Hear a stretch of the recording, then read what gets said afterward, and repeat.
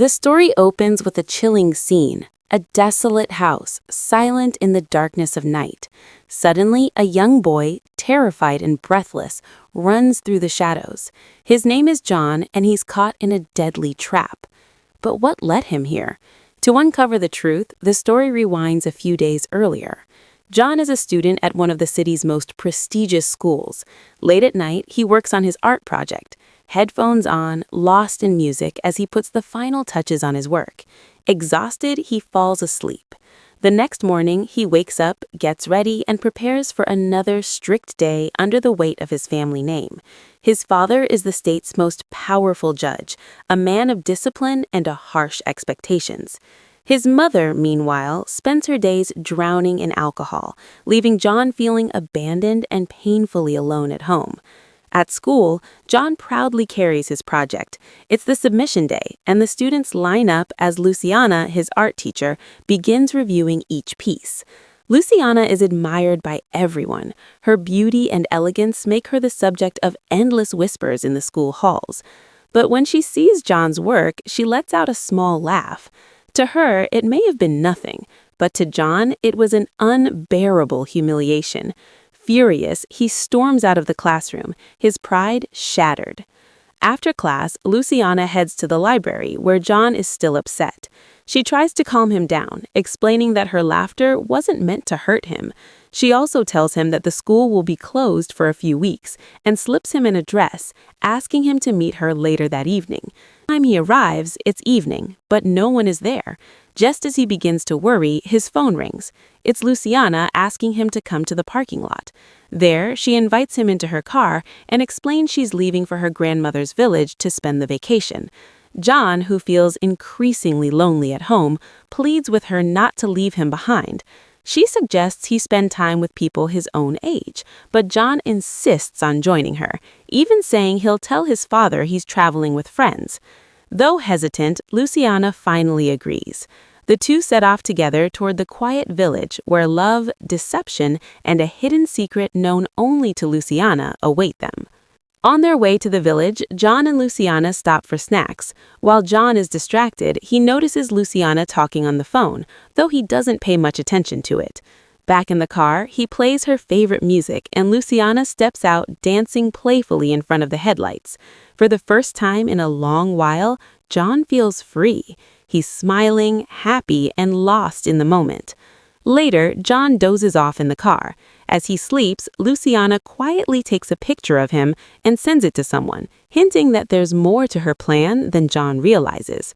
By the next morning, they finally arrive at the remote village. Luciana shows John her grandmother's old house, which now belongs to her. It's isolated, with no neighbors nearby, and everything inside is still covered in white sheets, as if time has stood still.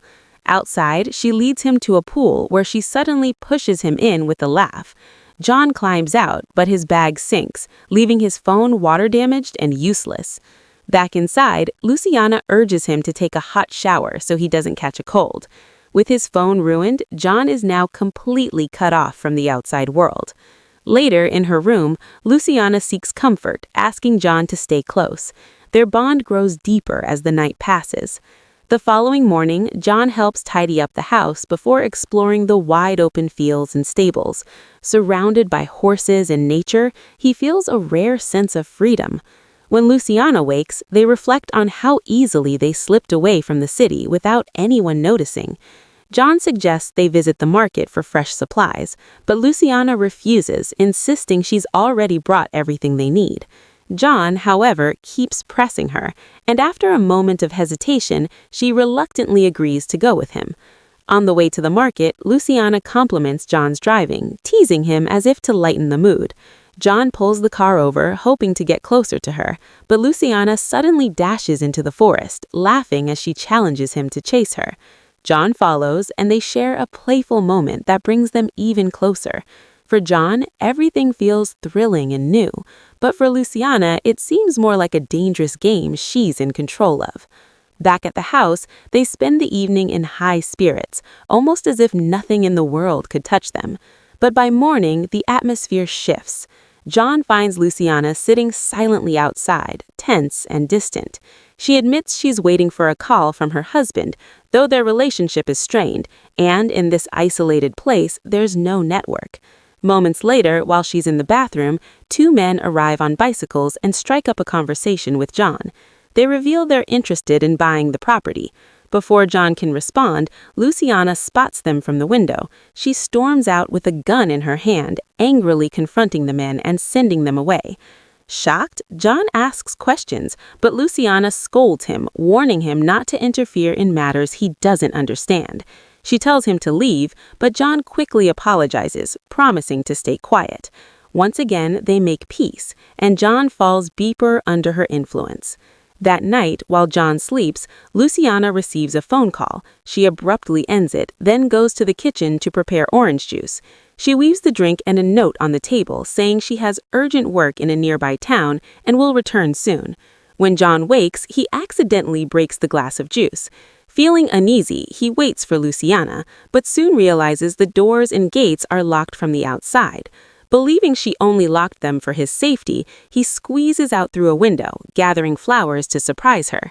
At the stables, he finds an old shirt and cap, adding to the mystery. Later, John carefully places the flowers on the dining table. That's when Luciana returns. But she's not alone. With her is a limping stranger. Surprised, John offers to help. Luciana introduces the man as her brother, Gustavo, though John distinctly remembers her saying earlier that she had no siblings. She explains that Gustavo was separated from her in childhood and has lived a troubled life, often showing up hurt or unstable. At dinner, tensions rise when Gustavo begins mocking John, making him uncomfortable. When the teasing goes too far, John storms out of the table in anger. The next morning, things only get worse. In the kitchen, Gustavo's rude behavior pushes John to retaliate, and the two nearly clash. Luciana watches in silence, her expression unreadable. Frustrated and feeling betrayed, John finally decides to leave. He packs his bag, determined to get out. But before he can escape, Gustavo ambushes him, knocking him unconscious. When John wakes, he finds himself locked inside a boarded-up room with no way out.